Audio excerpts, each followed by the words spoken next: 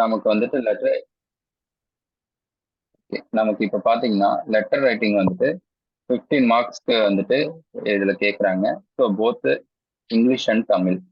சரிங்களா?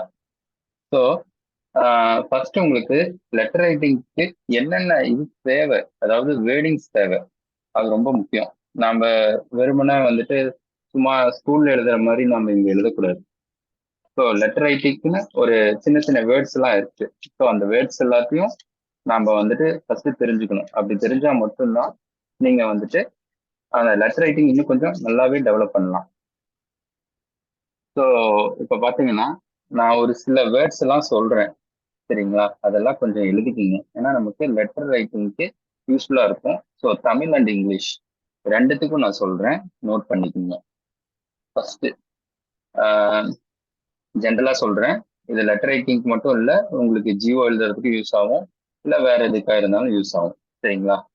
ஃபர்ஸ்ட் அப்ஸ்ட்ராக்ட்னா சுருக்கம், அமெண்ட்மெண்ட் அப்படின்னா திருத்தம், நோட்டிபிகேஷன் அப்படின்னா வந்துட்டு அறிவிக்கை, கவர்மெண்ட் ஆர்டர் அப்படின்னா அரசு ஆணை, கெசட் அப்படின்னா அரசு இதழ். சரிங்களா? அதுக்கப்புறம் வந்துட்டு இப்ப full additional incharge. Full additional incharge அப்படின்னா முழு கூடுதல் பொறுப்பு. ஃபுல் ஏதாச்சும் இன்கேஸ் ஃபாஸ்டா போற மாதிரி இருந்தா கொஞ்சம் சொல்லுங்க, நான் அப்படியே இது பண்ணிக்கிறேன், மெதுவா எடுக்கிறேன். சரிங்களா?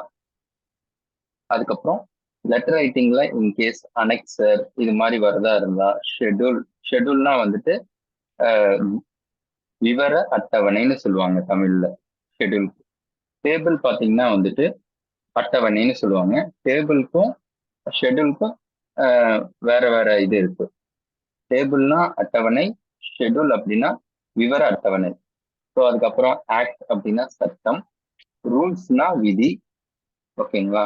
ஸோ இது மாதிரி ஒரு சின்ன சின்ன வேர்ட்ஸை வந்துட்டு நம்ம தெரிஞ்சுக்கிட்டா மட்டும்தான் இது பண்ண முடியும். அப்புறம் முக்கியமா யாருக்கு அட்ரஸ் பண்ண போறோம், அது ரொம்ப முக்கியம். சரிங்களா? ஸோ யாருக்கு அட்ரஸ் பண்ண போறோங்கிறது ரொம்ப முக்கியம். டைரக்டர் அது மாதிரி இருக்கிறதுக்கெல்லாம் நான் சொல்றேன், நோட் பண்ணிக்கோங்க. First secretary to the government அப்படின்னா அரசு செயலாளர். செக்ரட்டரி டு த கவர்மெண்ட் அப்படின்னா அரசு செயலாளர். பிரின்சிபல் டு த கவர்மெண்ட் அப்படின்னா principal secretary to the government அப்படின்னா அரசு முதன்மை செயலாளர். Principal secretary to the government அப்படின்னா அரசு முதன்மை செயலாளர். Additional secretary to the government அப்படின்னா அரசு கூடுதல் செயலாளர். Additional secretary to the government அப்படின்னா அரசு கூடுதல் செயலாளர். Chief secretary to the government அப்படின்னா அரசு தலைமை செயலாளர். Chief secretary to the government அப்படின்னா அரசு தலைமை செயலாளர்.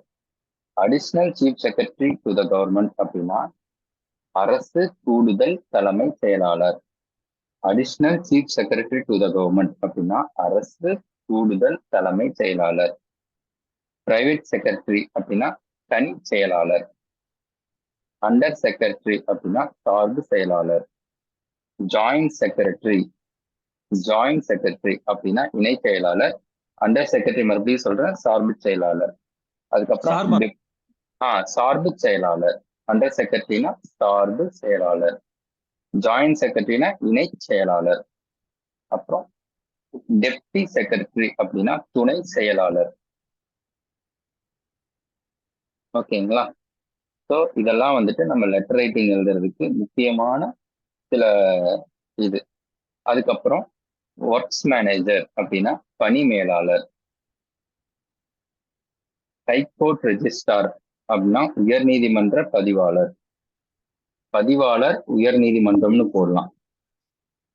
பிளாக் டெவலப்மெண்ட் ஆபீசர் அப்படின்னா ஓகே. ஸோ பிளாக் டெவலப்மெண்ட் ஆபீசர்னா வட்டார வளர்ச்சி அலுவலர். ஸோ இதை மறுபடியும் நான் ஒரு டைம் உங்களுக்கு சொல்றேன். ஒரு டைம் மறுபடியும் சொல்றேன். எது எது இல்லையோ அதெல்லாம் நோட் பண்ணிக்கோங்க. First principal secretary to the government அப்படின்னா அரசு முதன்மை செயலாளர். Additional secretary to the government அப்படின்னா அரசு கூடுதல் செயலாளர். Chief secretary to the government அப்படின்னா அரசு தலைமை செயலாளர். Additional chief secretary to the government அப்படின்னா அரசு கூடுதல் தலைமை செயலாளர். பிரைவேட் செக்ரட்டரினா தனி செயலாளர். அண்டர் செக்ரட்டரினா சார்பு செயலாளர். ஜாயிண்ட் செக்ரட்டரி அப்படின்னா இணை செயலாளர். டெப்டி செக்ரட்டரினா துணை செயலாளர். அண்ட் தென் வந்துட்டு ஒர்க்ஸ் மேனேஜர் அப்படின்னா வந்துட்டு பணி மேலாளர். ஹைகோர்ட் ரெஜிஸ்டார் அப்படின்னா உயர் நீதிமன்ற பதிவாளர். பிளாக் டெவலப்மெண்ட் ஆஃபீஸர் அப்படின்னா வட்டார வளர்ச்சி அலுவலர். ஓகேங்களா? ஸோ எல்லாம் எழுதிட்டீங்களா? இன்கேஸ் ஏதாச்சும் விட்டு போயிருந்தா சொல்லுங்க. சரிங்களா? நான் வந்துட்டு உங்களுக்கு நான் அது என்னன்னு சொல்றேன். இன்கேஸ் வந்துட்டு இதுல போடுங்க, நான் பார்த்து கூட சொல்றேன். சரிங்களா? சாட்ல போடுங்க. எல்லாரும் எழுதிட்டீங்களா ஃபர்ஸ்ட்? அது ரொம்ப முக்கியம்.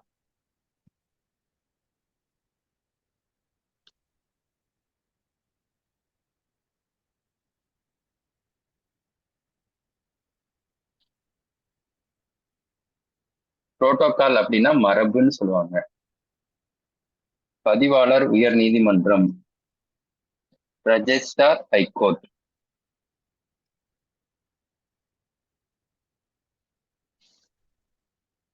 வேற ஏதாச்சும் வேணுமா? இன்கேஸ் அடுத்தது போலாமா சொன்னீங்கன்னா நான் அடுத்தது அப்படியே இது பண்ணுவேன். ஏன்னா லெட்டர் ரைட்டிங்க்கு முக்கியமா யாருக்கு அட்ரஸ் பண்றோங்கிறது ரொம்ப முக்கியம். ஸோ கன்சர்ன் யாரு என்னங்கிறத நமக்கு தெளிவா தெரிஞ்சா மட்டும்தான் நாம அட்டன் பண்ண முடியும்.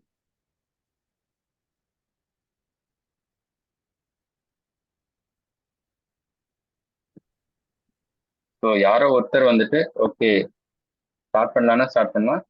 அடுத்தது நான் ஸ்டார்ட் பண்ணுவேன். அப்படி இல்லாட்டி நான் கரெக்டா 8:30க்கு அடுத்த இது நான் ஸ்டார்ட் பண்ண ஆரம்பிச்சிருவேன். உங்களுக்கு வேற ஏதாச்சும் டவுட் இருக்கா? வேற ஏதா இருந்தாலும் கேளுங்க. ஸ்டார்ட் பண்ணலாம் sir.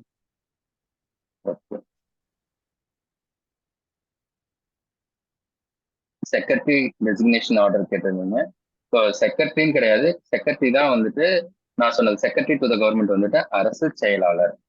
Secretary to the government வந்துட்டு அரசு செயலாளர். புரோட்டோகால்னா மரபு. ஓகேங்களா? புரோட்டோகால் அப்படின்னா மரபு. ஸோ இன்னொன்னு வந்துட்டு கைட்லைன்னா வழிகாட்டு நெறிமுறைகள்.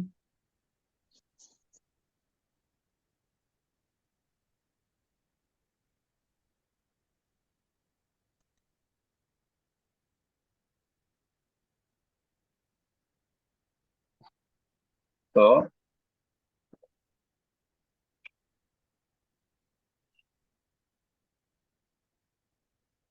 Okay next. ஸோ இது வந்துட்டு நம்ம லெட்டர் ரைட்டிங்ல ஃப்ரம் டு. ஸோ இது ஃப்ரம் வந்துட்டு மேக்சிமம் உங்களை தான் எழுத சொல்லுவாங்க.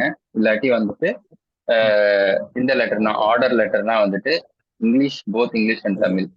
ஸோ ஆர்டர் லெட்டர்னா வந்துட்டு உங்களோட இதுதான் எழுத சொல்லுவாங்க. மற்றபடி வந்துட்டு எந்த ஹெச்ஓடி ஆஃபீஸ்ல இருந்து கவர்மெண்ட்டுக்கு எழுத சொல்லுவாங்க, இல்லாட்டி ஹெச்ஓடி ஆஃபீஸ்ல இருந்து இன்னொரு ஹெச்ஓடி ஆஃபீஸ்க்கு எழுத சொல்லுவாங்க.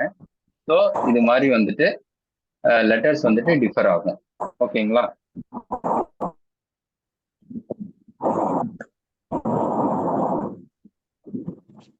ஸோ அடுத்தது, ஸோ லெட்டருக்கு அப்புறம் வந்துட்டு நம்ம பார்க்க போறது வந்துட்டு சப்ஜெக்ட் ரெஃபரன்ஸ். ஸோ இது நான் பேசிக்கான இதை மட்டும் நான் உங்களுக்கு சொல்றேன். ஸோ சப்ஜெக்ட் ரெஃபரன்ஸ் அப்படிங்கிறது என்ன அப்படின்னா ஃபர்ஸ்ட் என்ன கொஸ்டின் கேட்டுக்கிறான் அப்படிங்கிறது நமக்கு ரொம்ப முக்கியம். ஸோ அதுல இருந்து தான் நம்ம சப்ஜெக்ட் கொண்டு வரணும். ஒரே நிமிஷம், யாரோ ஒருத்தர் வந்துட்டு கொஞ்சம் அன்மியூட் பண்ணுங்க. அன்மியூட் பண்ணிருங்க.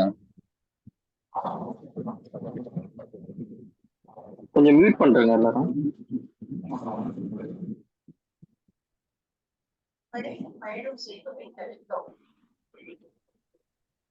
கொஞ்சம் மியூட் பண்ணுங்க எல்லாரும். தயவு செய்து மியூட் பண்ணுங்க, இல்லாட்டி வந்துட்டு கிளாஸ் வந்துட்டு இதாகும்.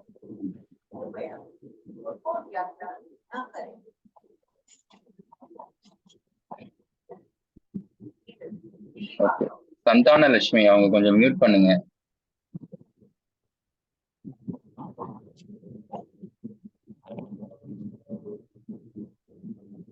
ஓகே, சரி, அடுத்தது நம்ம சப்ஜெக்ட் பார்ப்போம்.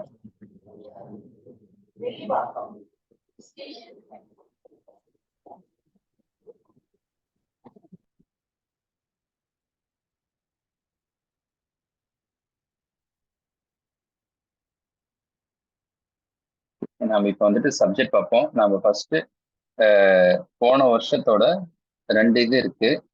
ஸோ அதை எடுத்துப்போம். இதுதான் போன வருஷ கொஸ்டின். ஸோ உமது கல்லூரியில் செயல்பட்டு வரும் நாட்டு நலப்பணி திட்ட ஒரு நாள் மருத்துவ முகாம் குறித்து அறிக்கை எழுதுக. இது ஒண்ணு கொடுத்திருக்காங்க.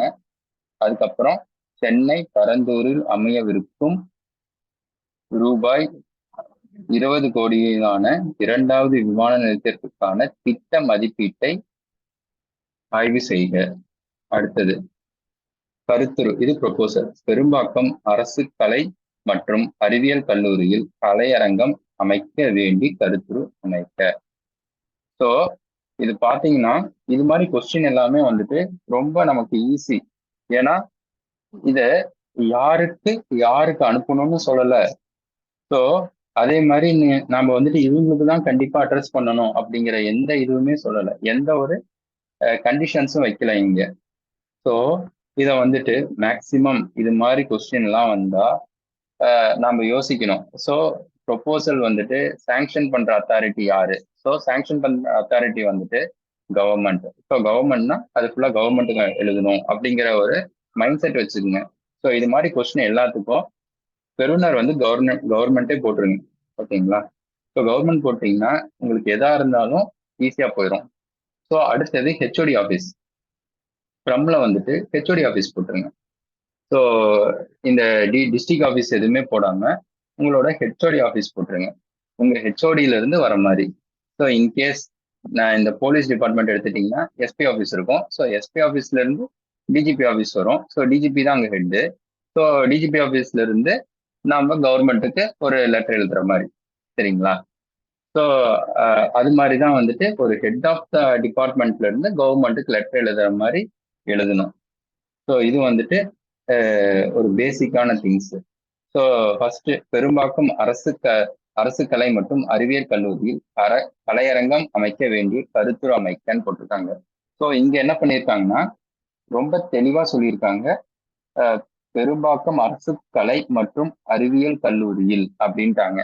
ஸோ அப்படின்னாவே அந்த காலேஜோட டீன் எழுதணும். ஸோ அந்த காலேஜோட டீன் வந்துட்டு கவர்மெண்ட்டுக்கு எழுதுற மாதிரி நீங்க வைக்கலாம், தப்பே வராது. சரிங்களா? ஏன்னா டைரக்டா வைக்கலாம். ஸோ இதுல வந்துட்டு எந்த இதுவுமே கிடையாது. காப்பி டு வந்துட்டு இன்கேஸ் ஹெச்ஓடி ஆஃபீஸ் போடுறேன்னா நீங்க போட்டுக்கலாம். இல்ல நான் வந்துட்டு ஹையர் இதுக்கு தான் இது பண்ணுவேன், ஹையர் எஜுகேஷன் ஹெச்ஓடியில இருந்தே நான் அனுப்பிச்சுக்கிறேனாலும் நீங்க அப்படி எழுதலாம். ஆனா இப்போ வந்துட்டு காலேஜஸ் எல்லாமே வந்துட்டு அட்டானமஸ் பண்ணதுனால டைரக்டா நம்ம வந்துட்டு டீன்ல இருந்து கவர்மெண்ட்டுக்கு அனுப்பலாம் ப்ரொபோசல். ஸோ அதுல வந்துட்டு எந்த மாற்றமும் கிடையாது. சரிங்களா? ஸோ இதுதான் வந்துட்டு தமிழுக்கானது. இங்கிலீஷ் பார்த்தீங்கன்னா அதேதான். போன வருஷத்தோட இது ஒரு லோக்கல் ஏபி ஆஃபீஸருக்கு வந்துட்டு ஒரு மீட்டர்ஸ் ஒரு இந்த மீட்டர் இருக்கு பார்த்தீங்களா, இபி மீட்டர், அதை வந்துட்டு கரெக்ட் பண்ண சொல்லி ஒரு வீட்டு ஓனர் எழுதுற மாதிரி சொல்லியிருக்காங்க. அது வந்துட்டு உங்க அட்ரஸே போட்டு எக்ஸ்னு போட்டுக்கணும். உங்க பேர் எதுவுமே போடக்கூடாது. ஸோ ஃப்ரம்ல என்னைக்குமே இது மாதிரி கேட்டாங்கன்னா இங்கிலீஷ்ல கேட்டா எக்ஸ், இதுல தமிழ்ல கேட்டா அ இ அது மாதிரி போட்டுக்கணும். சரிங்களா? அதுல ரொம்ப தெளிவா இருக்கணும். தமிழ்ல எழுதும் போதும் எக்ஸ்ன்னு போட்டீங்கன்னா மார்க் குறையறதுக்கு சான்ஸ் இருக்கு. ஸோ இன்னைக்கு ஃபுல்லா வந்துட்டு எப்படி எழுதணும்னு மட்டும்தான் சொல்லுவேன். அதாவது அவுட்லைன் மட்டும்தான் சொல்லுவேன். அடுத்த கிளாஸ்ல இருந்து தான் உங்களுக்கு என்ன எப்படி வந்துட்டு கருத்துருனா என்ன, இது திட்ட மதிப்புனா என்ன, அதுக்கப்புறம் இது எல்லாமே நான் சொல்லுவேன். ஓகேங்களா? ஸோ அதுக்கப்புறம் இது அடுத்த கொஸ்டின் பாருங்க. ஒரு மேனேஜர் வந்துட்டு ஒரு புக் ஸ்டோருக்கு என்கொயரி பண்றாங்க, இந்த புக்ஸ் எல்லாம் அவைலபிலிட்டி இருக்கா அப்படின்னு கேட்கிற இது. ஸோ ரொம்ப தெளிவா சொல்லிட்டாங்க, நீங்க தான் ப்ரொக்யூர்மெண்ட் மேனேஜர் அப்படின்னு. ஓகேங்களா? ஸோ புதுசான பப்ளிஷ் புக்கை பத்தி கேட்க போறீங்கன்னு சொல்லிட்டாங்க. அப்படின்னா நமக்கு புக் நாலேஜ் இருந்தா மட்டுமே அதை நாம எழுதணும். இல்லாட்டி அந்த கொஸ்டினை ஸ்கிப் பண்ணிடணும். பெட்டர் நாம வந்துட்டு இதுல வந்துட்டு இந்த 7, 8, 9, 10 இந்த 4 கொஸ்டின்ல வந்துட்டு ஏதாச்சும் ஒரு கொஸ்டின் எழுத போறோம். நமக்கு சாய்ஸ் இருக்கு. ஸோ அதுல வந்துட்டு நமக்கு வந்துட்டு நான் இன்கேஸ் நான் இது பண்ணிருந்தேன்னா ஃபர்ஸ்ட் கொஸ்டின் 7th கொஸ்டின் எடுத்து எழுதியிருப்பேன். ஏன்னா நாம எழுதுறதுதான் நம்ம ப்ராப்ளத்தை பத்தி சொல்றதுதான். அதனால நாம அதுல எழுதிக்கலாம். ஓகேங்களா? ஸோ இதை சூஸ் பண்றது ரொம்ப இதா சூஸ் பண்ணணும். கொஸ்டின் சூஸ் பண்றது அது ரொம்ப முக்கியம். சரிங்களா?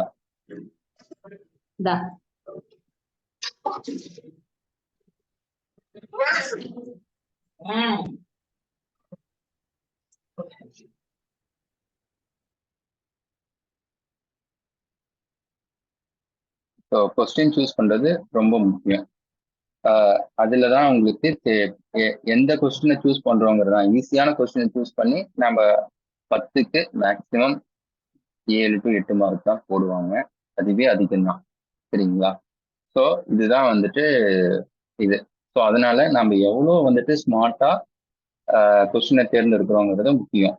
ஸோ அவங்களுக்கு கிளாஸ் இது பண்ணும்போது அசைன்மெண்ட் தரேன். ஸோ அந்த அசைன்மெண்ட்ல எது உங்களுக்கு ஈஸியோ அதுல ஏதாச்சும் ஒரு கொஸ்டின் எடுத்துக்கங்க. ஒரு கொஸ்டின் எடுத்து தமிழ்லையும் சரி இங்கிலீஷ்லயும் சரி ஏதாச்சும் ஒரு கொஸ்டினுக்கு நீங்க வந்துட்டு எழுதியிருக்கணும். எழுதி அந்த குரூப்ல சப்மிட் பண்ணிருங்க. சரிங்களா? அடுத்தது அதுக்கப்புறம் வந்துட்டு அடுத்த கொஸ்டின் பாருங்க. நீங்க வந்துட்டு ஒரு ஹாஸ்பிட்டல் கட்ட போறீங்க.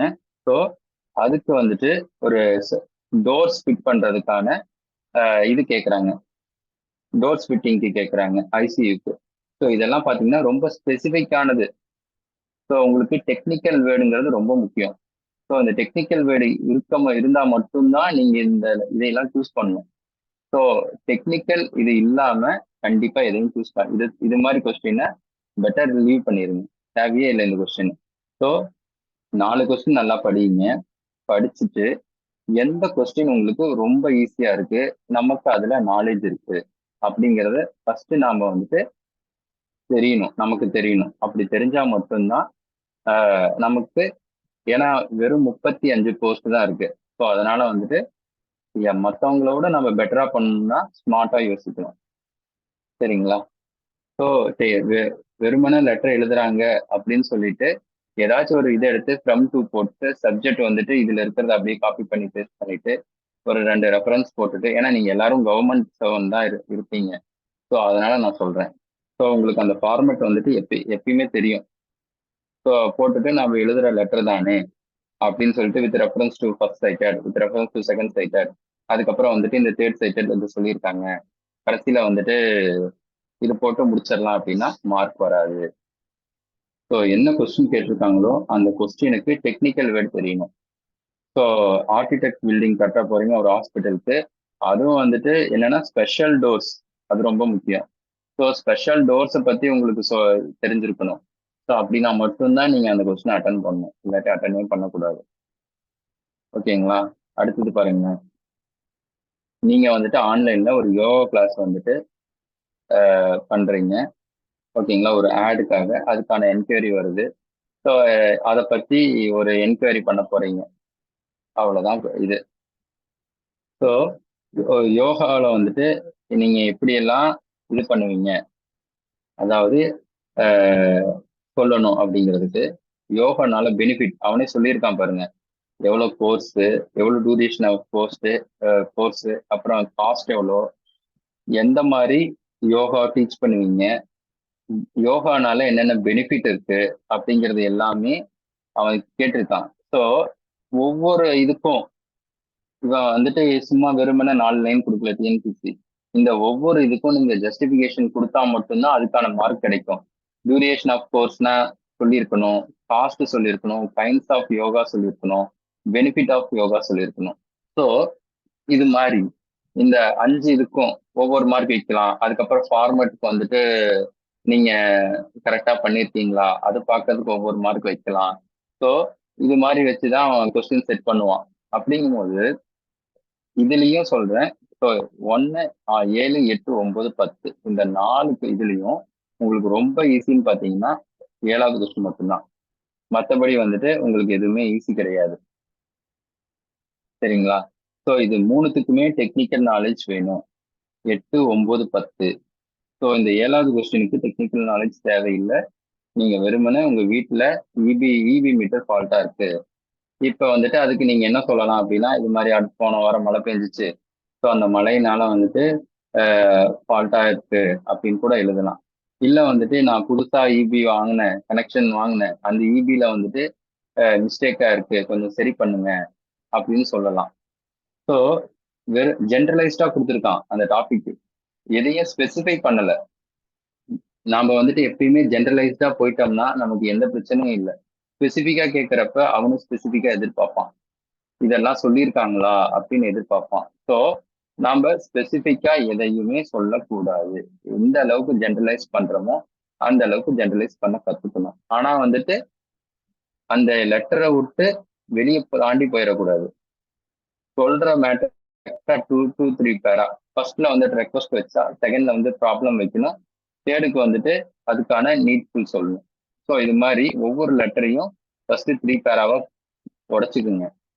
ஓகேங்களா? ஃபர்ஸ்ட் என்ன ப்ராப்ளம், ஸோ அதுக்கு வந்துட்டு என்ன நடந்துச்சு, அடுத்தது நீங்க யாருக்கு அது இது பண்ண போறீங்க, சால்வ் பண்றதுக்கு எழுத போறீங்க அப்படின்னு 3 பத்தியா பிரிச்சுக்குங்க. ஸோ இது மாதிரி, அதாவது கொஸ்டின் நம்பர் 7க்கு ஸோ இது மாதிரி பண்ணிட்டீங்க அப்படின்னா உங்களுக்கு ரொம்ப ஈஸியா இருக்கும். ஸோ திருத்துறவங்களுக்கும் ஓகே, ஃபர்ஸ்ட் இது எழுத சொல்லியிருக்கான், செகண்ட் இது சொல்லியிருக்காங்க, தேர்ட் இது சொல்லியிருக்காங்க. ஸோ அவங்களுக்கான இது கிடைச்சிரும். அந்த 3த்துக்கான காஸ்ட் ரூட் கிடைச்சாவே போதும், நீங்க லெட்டர் ரைட்டிங் ஃபுல்ஃபைடு. லெட்டர் ரைட்டிங்ல வந்துட்டு 7 மார்க் எடுக்கிறதே வந்துட்டு 7 to 8 மார்க் எடுக்கிறதே நல்ல ஸ்கோர் தான். சரிங்களா? ஸோ இது ரொம்ப முக்கியம். ஸோ இந்த இதுல ஸோ இப்போதைக்கு நம்ம அவுட்லைன் தான் பார்க்குறோம். அடுத்தது ஸோ தமிழ் பாருங்களேன், ஜென்ரல் தமிழ்ல. ஸோ இதே சொல்றேன் கேட்டுக்கங்க.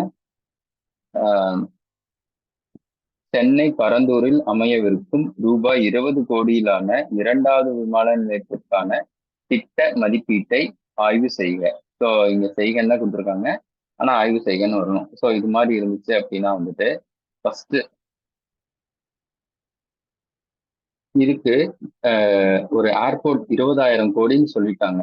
ஸோ 20,000 கோடி அப்படின்னு சொல்லிட்டா அப்படின்னாவே நமக்கு வந்துட்டு 20,000 கோடிக்கான பிரேக்கப் நமக்கு கிட்ட இது பண்ண கத்துக்கணும். ஸோ வெறுமனா வந்துட்டு இதுக்கு இந்த கட்டுறதுக்கு கம்பிக்கு இவ்வளோ, செங்கலுக்கு இவ்வளோ, இது மாதிரி எல்லாம் பண்ணவே கூடாது. ஸோ இதுக்கு வந்து டெப்தா போகணும். அது என்ன டெப்த் அப்படின்னா, ஃபர்ஸ்ட் பிளானிங், திட்டமிடுதல். திட்டமிடுதலுக்கு ஒரு செலவாகும், திட்டமிடுதலுக்கு இவ்வளவு கோடி. அதுக்கப்புறம் வந்துட்டு கன்ஸ்ட்ரக்ஷனுக்கு இவ்வளவு செலவாகும். கன்ஸ்ட்ரக்ஷனுக்குள்ளதான் நீங்க ரா மெட்டீரியல் எல்லாமே எடுத்துட்டு வரீங்க. அண்ட் தென் ஆர்கிடெக்ட் ஸோ ஆர்கிடெக்டுக்கு என்ன செலவாகும் அப்படின்னு பிளானிங், கன்ஸ்ட்ரக்ஷன், ஆர்கிடெக்ட், அதுக்கப்புறம் வந்துட்டு கடைசியா ஃபைனலைசேஷன் அப்படின்னு நீங்களே 4 ஜென்ரல் இதா பிரிச்சுக்கணும். சரிங்களா? பிரிச்சுட்டு சார் இது எப்படி சார் நீங்க சொல்றீங்க, எனக்கு ஈஸியா நீங்க சொல்றீங்க ஓகே, பட் நான் எப்படி பிரிக்கிறது அப்படின்னா, லெட்டர் ரைட்டிங்க எழுதுதான் உங்களுக்கு வந்துட்டு அந்த இது கிடைக்கும். ஸோ மேக்சிமம் எழுதி பாருங்க லெட்டர் ரைட்டிங்க. உங்களுக்கு மாடல் வந்துட்டு குரூப்ல போட சொல்றேன், அந்த மாடல் எடுத்துக்கோங்க. அந்த மாடல்ல வந்துட்டு நான் இன்னைக்கு கொடுக்குற அசைன்மெண்ட்டுக்கு ஏதாச்சும் ஒரு இதை எடுத்து அனுப்புங்க. ஸோ உங்களுக்கு நான் அதை வந்துட்டு கண்டிப்பா இந்த ரிவிஷன் டெஸ்ட்ல ஏதோ ஒரு டெஸ்ட்ல வந்துட்டு நான் அதை மறுபடியும் கொடுப்பேன். ஸோ ஏதாச்சும் ஒன்றை வந்துட்டு ஏதாச்சும் ஒரு லெட்டரை ரொம்ப தெளிவாக எழுத கற்றுக்குங்க. ஸோ அது தெளிவாக எழுத கற்றுக்கிட்டிங்கனாவே உங்களுக்கு ரொம்ப நல்லது. வேற வெர்சடைலா நாம் எதுக்குமே இது பண்ண தேவையில்லை. ஸோ ஸ்பெசிஃபிக்காக போய் நாம் இது பண்ணிக்கலாம். ஓகேவா? ஸோ உங்களுக்கு வந்துட்டு இது மாதிரி கம்பெனி லெட்டர் தான் வரும், எனக்கு வந்துட்டு ப்ரொப்போசல் தான் எழுத தெரியும் அப்படின்னா அந்த ப்ரொப்போசல்ல இது பண்ணிக்கலாம். இல்லை எனக்கு வந்துட்டு திட்ட மதிப்பீட்டு தான் பண்ண தெரியும் அப்படின்னா அது மாதிரி பண்ணிக்கலாம். இல்லை எனக்கு ஜென்ரல் லெட்டர் தான் வரும் அப்படின்னா ஆனா அதுக்கான இதை நீங்க தான் சூஸ் பண்ணணும். இது ரொம்ப முக்கியம் லெட்டர் ரைட்டிங்ல. ஸோ இது வாங்க கொஸ்டின் நம்பர் 11 வாங்க. ஸோ இதுல ஃபர்ஸ்ட் சொல்லிட்டோம், பிளானிங்க்கு சொல்லிட்டோம், பிளானிங்க்கு எவ்வளவு செலவாகும், அதுக்கப்புறம் வந்துட்டு கன்ஸ்ட்ரக்ஷனுக்கு எவ்வளவு செலவாகும், ஆர்கிடெக்ட் எவ்வளவு செலவாகும், கடைசியா ஃபைனல். ஸோ இந்த ஃபைனல் இதுக்கு என்னென்ன செலவாகும் அப்படிங்கிறது ஒண்ணு இருக்கு. ஸோ இதை வந்துட்டு இன்கேஸ் இந்த கொஸ்டினை எழுதணும் அப்படின்னா ஃபர்ஸ்ட் சர்வேயிங், லேண்டை வந்துட்டு ஒரு இது பண்ணணும்னா ஃபர்ஸ்ட் சர்வேயிங் இருக்கணும், சர்வேயிங் பண்ணணும். ஸோ இது மாதிரி டெக்னிக்கல் வேர்ட்ஸ் எல்லாம் உங்களுக்கு தெரியணும். ஸோ சர்வேயிங் ஃபர்ஸ்ட் ஃபுல்லா தெரிஞ்சிருக்கணும். அதுக்கப்புறம் வந்துட்டு சிமெண்ட்டு, செங்கல், இது எல்லாத்துக்கும் எவ்வளோ ஆகும் அப்படிங்கிறது ரா மெட்டீரியல் டீட்டெயில்ஸ்ல வந்துடணும். ஸோ இந்த கம்பி எல்லாம் என்னென்ன செலவாகும் அப்படிங்கிறத வந்துடும். அதுக்கப்புறம் முக்கியமானது பார்த்தீங்கன்னா வந்துட்டு ஆர்கிடெக்ட். ஸோ ஒரு விமான நிலையத்துக்கு ஆர்கிடெக்ட் எப்படி இருக்கணும் அப்படிங்கிறது ரொம்ப முக்கியம். ஸோ அதுக்கு என்ன செலவாகும் அப்படிங்கிறத இப்போ 20 கோடி இருக்குன்னா 5000 கோடி 5000 கோடி 5000 கோடியா பிரித்து 5000 கோடிக்கு என்ன பிரேக்கப்போ அதை எழுதணும். ஸோ பிளானிங்னா பிளானிங்க்கு எவ்வளோ செலவாச்சு அப்படி எழுதணும். ஸோ பிளானிங்க்கு வந்துட்டு 5000 கோடி தேவைப்படாது. அதுல வந்து விரும்பினா வந்துட்டு உங்களுக்கு வந்துட்டு 500 கோடி, பிளானிங்க்கு 500 கோடி தான் ஆகும். ஸோ அதுக்கேற்ற மாதிரி நம்ம போடணும். கன்ஸ்ட்ரக்ஷனுக்கு வந்துட்டு நீங்க 5000 கோடி போடக்கூடாது, அதுக்கு வந்துட்டு நீங்க 10,000 கோடி போடணும். ஏன்னா அது கன்ஸ்ட்ரக்ஷன் தான் ரொம்ப முக்கியம். ஸோ அதனால இந்த பிரேக்கப் அவன் ஏன் அது கேட்கறான் 20 கோடிகளுக்கான அப்படின்னு கேட்கறதுக்கு காரணம், 20,000 கோடின்னு கேட்கறதுக்கு காரணம் என்னன்னா நீங்க பிரேக்கப் சொல்றீங்களா அப்படின்னு அவங்க செக் பண்றதுக்காக தான் அது கேட்குறாங்க. ஸோ நம்ம வெறுமனா வந்துட்டு சும்மா ஜென்ரலைஸ்டா 20 கோடிகளுக்கான இது வந்துட்டு ஏர்போர்ட் வந்துட்டு கட்டுறதுக்கு தேவை, அதனால வந்துட்டு எனக்கு வந்துட்டு 20 கோடி சாங்ஷன் பண்ணுங்க அப்படின்னு சொல்லிட்டு பரந்தூர்ல அமைச்சிருக்கு, அதனால வந்துட்டு 20 கோடி 20,000 கோடி எனக்கு சாங்ஷன் பண்ணுங்கன்னு ஒரு லெட்டர் எழுதுனீங்கன்னா அது வந்துட்டு திட்ட மதிப்பீட்டே கிடையாது. 20,000 கோடிக்கான ஜஸ்டிபிகேஷன் சொல்லணும். ரா மெட்டீரியல் என்ன, செங்கல் என்ன, சிமெண்ட் என்ன, யாருக்கு லேபர் காஸ்ட் என்ன அப்படின்னு ஒவ்வொன்றும் கொண்டு வரணும். ஸோ ஈச் அண்ட் எவ்ரி இது கொண்டு வரணும். அதில் கொண்டு வந்தீங்கன்னா மட்டும்தான் உங்களுக்கு இந்த கொஸ்டினுக்கான ஜஸ்டிஃபிகேஷன் கிடைக்கும், இதுக்கான மார்க் கிடைக்கும். ஓகேங்களா? ஸோ இது ஸோ அரசு அடுத்த 12th கொஸ்டின் பாருங்க. பெரும்பாக்கம் அரசு கலை மற்றும் அறிவியல் கல்லூரியில் கலையரங்கம் அமைக்க வேண்டி கருத்துரு. ஸோ கலையரங்கம் அமைக்கணும் அப்படின்னு ஒரு டீன் முடிவு பண்ணியிருக்காரு அப்படின்னா ஃபர்ஸ்ட் நம்ம யோசிக்கணும், ஏன் கலையரங்கம் கட்டணும். ஒண்ணு, பழசு இதா இருக்கும், யூஸ் பண்ணாத நிலைமையில இருக்கும், அதனால புதுசு கேட்கறாங்க, ஆடிட்டோரியம் கேட்கறாங்க. இல்ல அப்படின்னா அந்த அந்த பக்கத்து காலேஜ்ல தான் எப்பயும் போயிட்டு அவங்க வந்துட்டு ஆடிட்டோரியம் யூஸ் பண்றாங்க, பக்கத்துல தான் போய் பண்றாங்க, அதனால மாணவருக்கு வந்துட்டு சிரமமா இருக்கு, அதனால வந்துட்டு எங்களுக்குன்னு ஒரு காலேஜ் வேணும் அப்படின்னு இது பண்றாங்க. அப்படி கூட நாம எழுதலாம். ஸோ டீன் சொல்றாரு அப்படின்னா அது மாதிரி எழுதலாம். நமக்கு வே ஆஃப் ரைட்டிங் அப்படிங்கிறது பழசு இதாயிருச்சு, அதனால புதுசு வந்துட்டு நீங்க பண்ணுங்க அப்படிங்கிற மாதிரி கூட எழுதலாம். அதுக்கப்புறம் வந்துட்டு பக்கத்து காலேஜ்ல வந்துட்டு இது நடக்குது, ஸோ அதுக்கு ஜஸ்டிஃபிகேஷன் கொடுக்கலாம். பக்கத்து காலேஜ் போய் வந்துட்டு நடக்கிறதுனால ஸோ அந்த காலேஜுக்கும் எங்க காலேஜுக்கும் வந்துட்டு நிறைய வந்துட்டு இது வருது, சண்டை வருது, ஸோ அதனால இந்த ஸ்டூடெண்ட்ஸ் கிளாஷ் எல்லாம் நடக்குது, ஸோ அதனால வந்துட்டு இதை தடுக்கிறதுக்காகவும் எங்களுக்கு வந்துட்டு கண்டிப்பா வேணும். அது இல்லாம வந்துட்டு மாணவர்களோட நலன் கருதியும் பாதுகாப்பு கருதியும் நம்ம போடலாம். ஏன்னா வந்துட்டு பஸ்ல போறாங்க, டிராவல் பண்றாங்க, பக்கத்து இதுக்கு போறாங்க, பக்கத்து காலேஜ் போறாங்க, அது வந்துட்டு ஒரு 20 கிலோமீட்டர் 30 கிலோமீட்டர்ல இருக்கு, அந்த காலேஜ்ல தான் நாங்க போயிட்டு கலையரங்கம் இது பண்றோம் அப்படிங்கிறது சொல்லலாம். ஸோ ஏதாச்சும் ஒரு ஆனுவல் டே ஃபங்க்ஷனா இருந்தாலும் சரி, வேற ஏதாச்சும் ஃபங்க்ஷனா இருந்தாலும் நாங்க அந்த காலேஜை தான் டிபெண்ட் பண்ணி இருக்க வேண்டியதா இருக்கு, அதனால எங்களுக்குன்னு ஒரு கலையரங்கம் கிடைச்சா இது பண்ணலாம் அப்படிங்கிறதையும் நாம் சொல்லலாம். ஸோ இந்த இந்த கொஸ்டினுக்கு 2 விதமா சொல்லலாம். ஸோ இது 3வது விதமா வந்துட்டு சொல்லலாம். எப்படி சொல்லலாம் அப்படின்னா வந்துட்டு ஸோ எங்க பெரும்பாக்கம் அரசு கலைக்கல்லூரியில வந்துட்டு கலையரங்கங்கிறது வந்துட்டு முக்கியம். ஏன் முக்கியம் அப்படின்னா வந்துட்டு இங்க வந்துட்டு 5000க்கு மேல் இருக்கிற மாணவர்கள் படிக்கிறாங்க. ஸோ அப்படிங்கும் போது இந்த 5000 மாணவர்களுக்கும் வந்துட்டு ஒவ்வொரு டிபார்ட்மெண்ட் இருக்கு. ஸோ ஒவ்வொரு டிபார்ட்மெண்ட் வந்துட்டு கலை இது இன்கேஸ் அரசு கலைக்கல்லூரினா இயற்பியல், வேதியியல், இது மாதிரி நிறைய சப்ஜெக்ட்ல வந்துட்டு படிக்கிறாங்க. ஸோ இவங்க எல்லாரும் வந்துட்டு அவங்க டிபார்ட்மெண்ட் சிம்போசியம் நடத்துறாங்க. அவங்களுக்கான இந்த இது சர்டிபிகேட் இஷ்யூ ஃபங்க்ஷன் கான்வெகேஷன் நடக்கு. ஸோ அப்படிங்கும் போது அதுக்கு எல்லாத்துக்கும் நாங்க வந்துட்டு பக்கத்து காலேஜ் தான் வந்துட்டு நிமிஷம்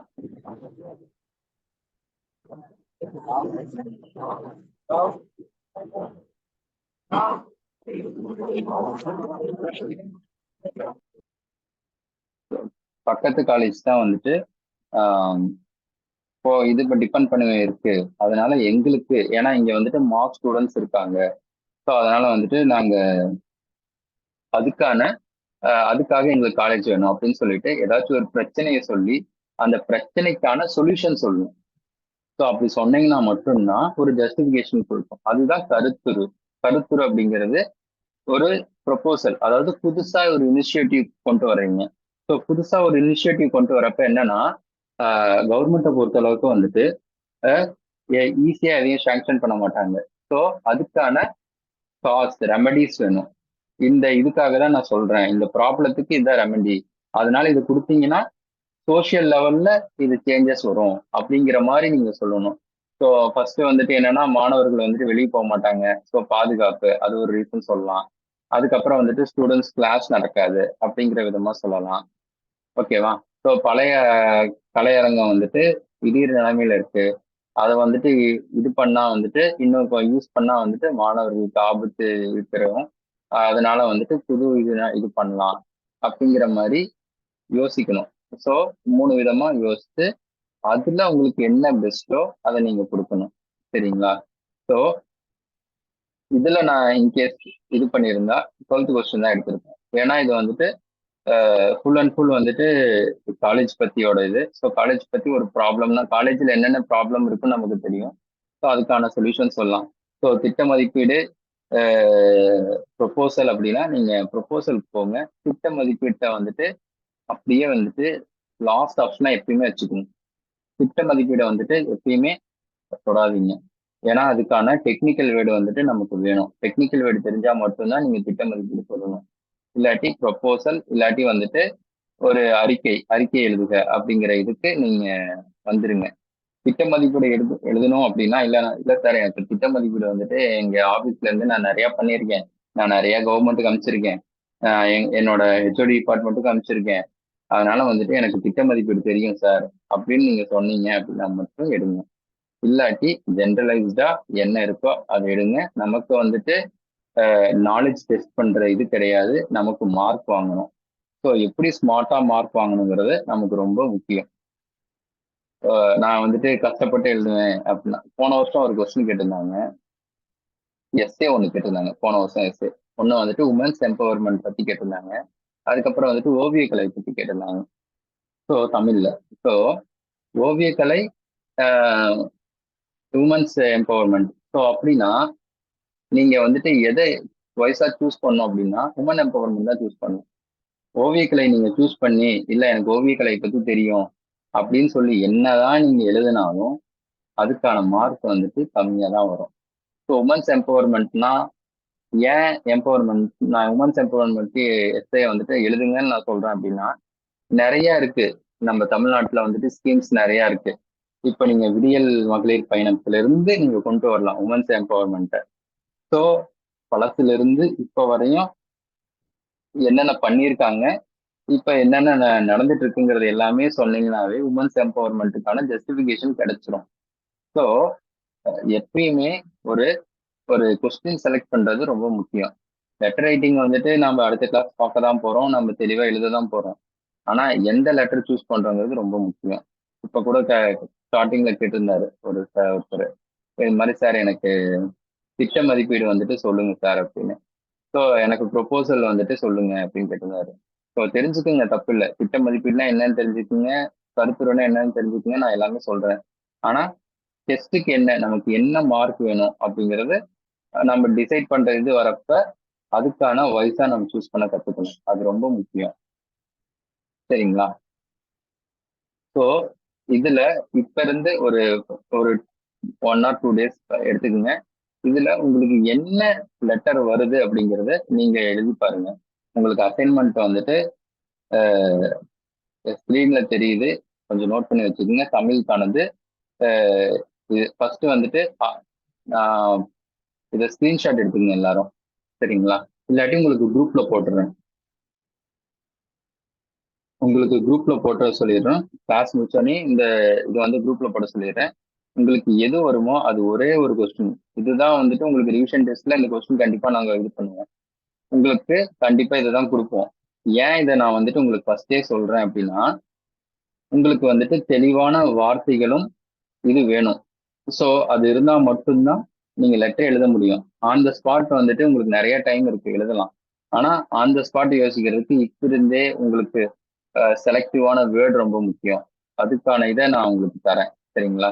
ஸோ அந்த வேர்ட்ஸ் எல்லாத்தையும் எடுத்து என்ன ப்ரொபோசல், என்ன திட்ட மதிப்பீடு, எது உங்களுக்கு கரெக்டா வருது அப்படிங்கிறத இது பண்ணுங்க. இங்கிலீஷ்ல 3 கொஸ்டின் இருக்கு. அதுல ஏதாச்சும் ஒரு கொஸ்டின் எடுத்துக்கோங்க. அதே அதே மாதிரி வந்துட்டு தமிழ்லயும் வந்துட்டு தமிழ்ல 3 கொஸ்டின் இருக்கு. இங்கிலீஷ்ல 4 கொஸ்டின் இருக்கு. ஸோ இந்த 4 கொஸ்டின்ல உங்களுக்கு ஏதாச்சும் ஒரு கொஸ்டின் எடுத்து அந்த கொஸ்டினுக்கு உங்களால கரெக்டான ஜஸ்டிபிகேஷன் பண்ண முடியுமான்னு பாருங்க. சரிங்களா? இந்த 4 கொஸ்டின்ல ஏதாச்சும் ஒரு கொஸ்டின் கண்டிப்பா லெட்டர் ரைட்டிங்ல கண்டிப்பா கேட்பேன். ஸோ அடுத்த வர டெஸ்ட்ல லெட்டர் ரைட்டிங் டெஸ்ட்ல ஸோ அதுக்கு ப்ரிப்பேர் பண்ணி எழுதுங்க. ஏன்னா இந்த டெஸ்ட் வந்துட்டு ஒரு கொஸ்டின் நான் ஏன் சொல்றேன் அப்படின்னா, எப்படி எழுதணுங்கிறது, அதாவது கொஸ்டின் தெரிஞ்சும் நீங்க எப்படி எழுதுறீங்க அப்படிங்கிறது ரொம்ப முக்கியம். ஆன் த ஸ்பாட் வந்து அடுத்தடுத்து நம்ம ஃபுல் டெஸ்ட்லயோ இல்ல அதுலயோ எழுதிக்கலாம். ஆனா கொஸ்டின் தெரிஞ்சு நீங்க எந்த அளவுக்கு எழுதுறீங்க அப்படிங்கிறது ரொம்ப முக்கியம். அதுல என்ன டெக்னிக்கல் வேர்டு என்ன இருக்கு அப்படிங்கறது நாம பார்த்தாதான் நமக்கு அந்த புரிதல் இருந்தா தான் நம்மளால இது பண்ண முடியும். சரிங்களா? ஸோ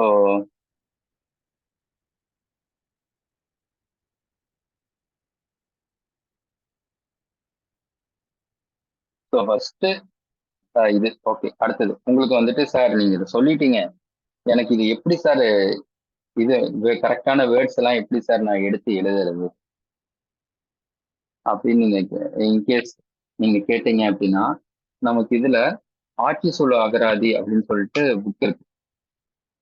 சரிங்களா? ஆட்சி சொல் அகராதியில உங்களுக்கு தேவையான வேர்டு எடுத்துக்கீங்க. ஸோ முக்கியமான சில இது எல்லாமே நான் சொல்றேன். இன்கேஸ் ப்ரொமோஷன் பத்தி கேட்டா அப்படின்னா, இன்கேஸ் ஏதாச்சும் ஒரு இதுல ப்ரொமோஷன் பத்தி கேட்டா அப்படின்னா, இன்டர் சீனியாரிட்டி அப்படின்னா பணி அமைப்பில் பணிமூப்பு, அதுதான் இன்டர் சீனியாரிட்டி அப்படின்னு. ஸோ இது மாதிரி சில இதெல்லாமே டெக்னிக்கல் வேர்ட்ஸ் எல்லாமே ஆட்சி சொல் அகராதியில இருக்கு. ஸோ இது போயிட்டு கொஞ்சம் பாருங்க, ஆட்சி சொல் அகராதி பாருங்க. அடுத்த கிளாஸ் வந்துட்டு முக்கியமான லெட்டர் ரைட்டிங்க்கு முக்கியமானது என்னவோ அதை எல்லாத்தையும் நான் உங்களுக்கு சொல்றேன். சரிங்களா? ஸோ ஃபர்ஸ்ட் இப்போ வந்துட்டு லெட்டர் ரைட்டிங் அப்படிங்கிறதோட ஃபர்ஸ்ட் ஃப்ரம் எப்படி எழுதணும்னு பார்த்தோம், டு எப்படி எழுதணும்னு பார்த்தோம், சப்ஜெக்ட் பார்த்தோம். ஸோ இதுல வந்துட்டு பாடி ஆஃப் லெட்டர்ல வந்துட்டு கருத்துரை எப்படி எழுதணும், திட்ட மதிப்பு எப்படி எழுதணும் அப்படிங்கிறது அடுத்த கிளாஸ் உங்களுக்கு தெளிவா சொல்றேன். ஃபர்ஸ்ட் பேசிக் தெரிஞ்சுக்கோங்க. பேசிக் ரொம்ப முக்கியம். ரொம்ப இது பண்ணிக்காதீங்க. எனக்கு வந்துட்டு திட்ட மதிப்பு தான் எனக்கு பண்ணணும் அப்படின்னு உங்களை நீங்களே இது பண்ணிக்காதீங்க. உங்களுக்கு எது ஈஸியோ அதை பண்ணுங்க. அதுக்கப்புறம் வந்துட்டு கடைசியா காப்பி டூ ரொம்ப முக்கியமான இது. ஸோ யுவர்ஸ் ஃபெய்த்ஃபுல்லி போட்டுக்கேன், இது எல்லாமே போட்டுட்டு இன்கேஸ் காப்பி டூ போடணும் அப்படின்னா காப்பி டூ போட்டுருங்க. ஸோ இன்கேஸ் அந்த காப்பி டூல என்ன சொல்லியிருக்காங்க அப்படிங்கிறத நகல், தமிழ்ல நகல்னு சொல்லுவாங்க. ஸோ அதுல என்னென்ன இருக்கு அப்படிங்கிறத அது ரொம்ப தெளிவா போட்டுருங்க. ஓகேங்களா? ஸோ முக்கியமானது என்ன அப்படின்னா, எந்த லெட்டரா இருந்தாலும் இந்த இங்கிலீஷ்ல வந்துட்டு இது சொல்லுவாங்க, ஸ்டாக் ஃபைல் அப்படின்னு சொல்லுவாங்க. சரிங்களா? அதை வந்துட்டு தெளிவா போட்டுருங்க. சரிங்களா? இருப்பு கோப்பு அப்படின்னு சொல்லுவாங்க. அதுக்கப்புறம் ஸ்பேர் காப்பி அப்படிம்பாங்க, உதிரி நகல் அப்படிம்பாங்க. ஸோ இது ரெண்டும் ரொம்ப முக்கியம். ஓகேங்களா? ஸோ கடைசியா, அதாவது காப்பி டூல கடைசியா,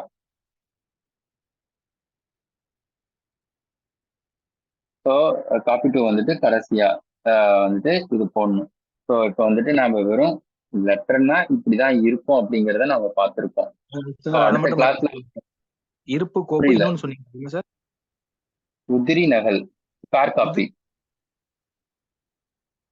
உதிரி நகல். உதிரி நகல்.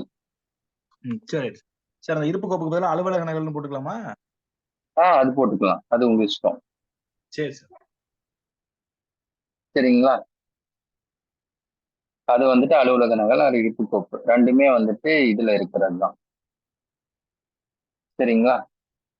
ஸோ அதுக்கப்புறம் லெட்டர் ரைட்டிங்ல இங்கிலீஷ்ல இந்த ரெஃபரன்ஸ் சைட்டட் எபோ அப்படின்னா மேலே பார்வையில் குறிப்பிடப்பட்ட அப்படிங்கிறத எழுதுங்க. இந்த ரெஃபரன்ஸ் சைட்டட் எபோ மேலே பார்வையில் குறிப்பிடப்பட்ட அப்படிங்கிறது ரொம்ப முக்கியம். Sir sorry sir, again one தடவை சொல்லுங்க சார், இடையில கிளாஸ் பண்ணிட்டாங்க சார், புரியல. ஒரு நிமிஷம். இந்த ரெஃபரன்ஸ் சைட்டட் எபோ மேலே பார்வையில் குறிப்பிடப்பட்ட இல்லாட்டி குறிப்பிட்ட.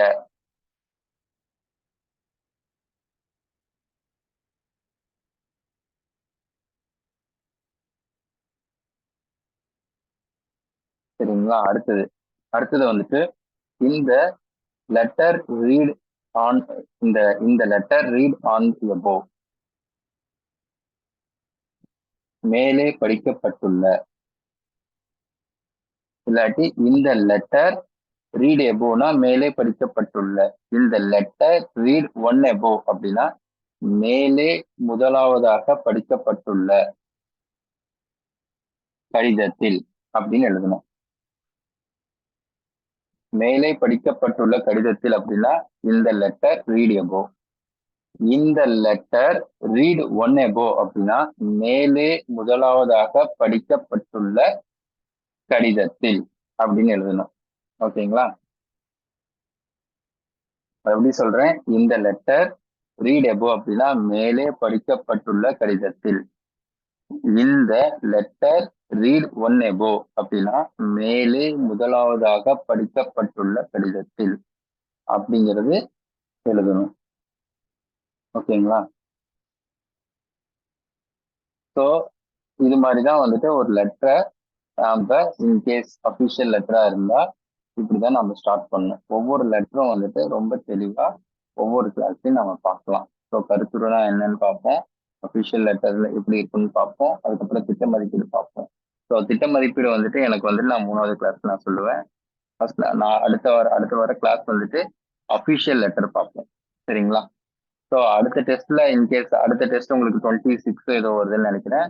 அதுல நான் அந்த அசைன்மெண்ட் கொடுத்ததுல இருந்து கண்டிப்பா இந்த 2 கொஸ்டின்ல ஏதாச்சும் ஒரு கொஸ்டினை வந்துட்டு இதுல இது பண்ணுவேன். ஸோ அதுக்கு வந்துட்டு நீங்க ரொம்ப தெளிவா நீங்க எழுதியிருக்கணும். இது வந்துட்டு இந்த கொஸ்டின் அவுட் மாதிரி. ஆனா அடுத்த வர ரிவிஷன் டெஸ்ட்லயோ இதுலயோ சரி, ஃபுல் டெஸ்ட்லயோ சரி, உங்களுக்கு வந்துட்டு கொஸ்டின் வந்துட்டு இது பண்ணாது. ஏன்னா அது வந்துட்டு ஆன் தி ஸ்பாட் உங்களுக்கு என்ன இருக்கோ எப்படி இருக்கோ அதை நீங்க எழுதுறதுக்காக. ஸோ இதை நீங்க ரொம்ப தெளிவா பாருங்க. சரிங்களா? உங்களுக்கு வேற ஏதாச்சும் டவுட் இருக்கா?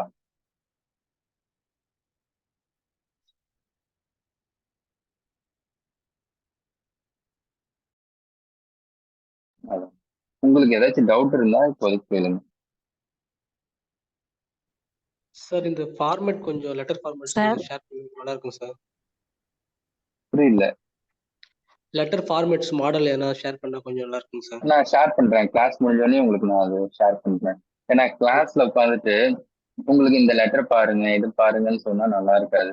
உங்களுக்கு அந்த லெட்டரை ஷேர் பண்ணா நீங்க அதை பார்த்துட்டு இன்கேஸ் அதுக்கான இதை நீங்க எழுதுவீங்க. சரிங்களா? Okay sir, thank you sir. அடுத்தது ஆட்சி சொல் அகராதி புக் வந்துட்டு நெட்லயே இருக்குங்க. அது நெட்லயே நீங்க பார்த்து டவுன்லோட் பண்ணிக்கலாம். வேற ஏதாச்சும் கொஸ்டின் இருக்கா சார்? இப்ப இந்த செஷன் வந்து இந்த டாப்பர் சம்பந்தமா ஏதோ